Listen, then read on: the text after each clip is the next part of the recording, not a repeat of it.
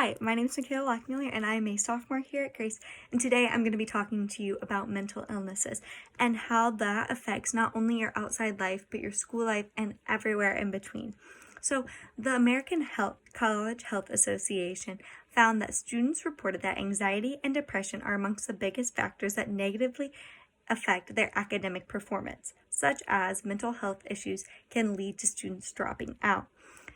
At Grace College, there are so many more students that are struggling with this than you would think, and this is impacting every area of their life, from their academic performance to how they can socialize and how they can view themselves and how they interact with themselves. The same organization mentioned earlier, the American College Health Association, also found that 39% of students were struggling with at least one mental illness. Now, I'm completely aware that Grace College is already taking steps to help those who are struggling with a mental illness, but I believe there's more that can be done and more that should be done because it is impacting so many more of our students than you would even know. In fact, I struggle with mental illnesses as well. I'm on antidepressants, and I have struggled with depression, anxiety, and eating disorders my entire life.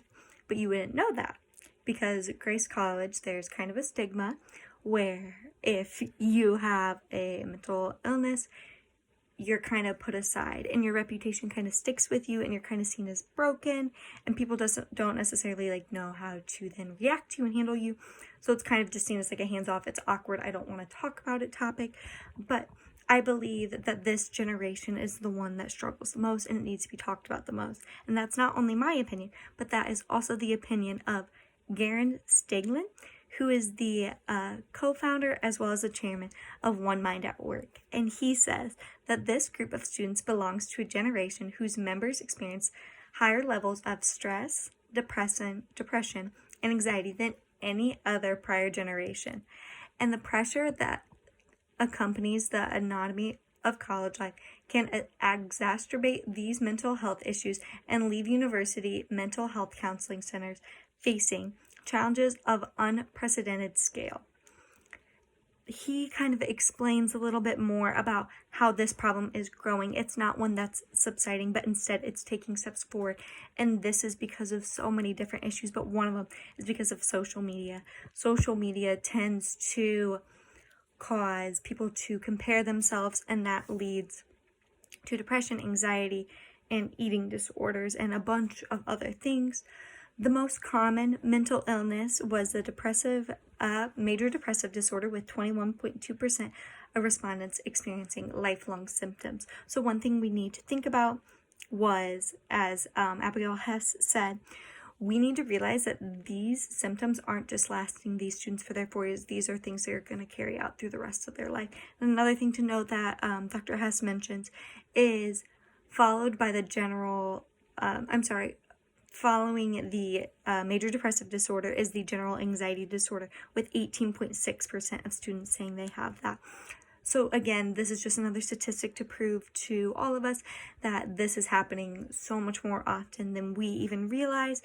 And not only are students just depressed and anxious, they also are struggling with eating disorders as well. Tabitha Farrar says that eating disorders in college are prevalent among students. The transition from home to college is characterized by the loss of direct parental support and decreased structure. For some individuals, this will provoke feelings of stress, which, depending on the student, will be expressed in different ways. This can lead to an eating disorder. It's important to note that this is such a hard transitional time for students. Grace does do a good job of bringing the students in and offering them different programs such as growth groups, breakout groups, doing things like the hike. They do put in place different ideas in different ways that they're supporting their students and being there for their students and creating that transitional time. However, it's still a difficult time for these students, and this stress can lead to eating disorders. But another thing that is good to remember is that social media is also a huge cause of this. And I know I mentioned this earlier, but it truly is something that deeply impacts each and every one of our students. In fact, Dr. Carol Pennington states that a new study estimates that approximately 500,000 college-age students struggle with eating disorders or disordered eating, such as anorexia, bulimia, binge eating, and this can cause serious physical problems and at the most severe can even be life-threatening. And this is a cause of social media. This is because students are getting on their phones and comparing themselves to Instagram models and to photoshopped people and so many other things. So I believe that this is a problem that not only Grace College needs to acknowledge further, but also take more steps in order to help its students.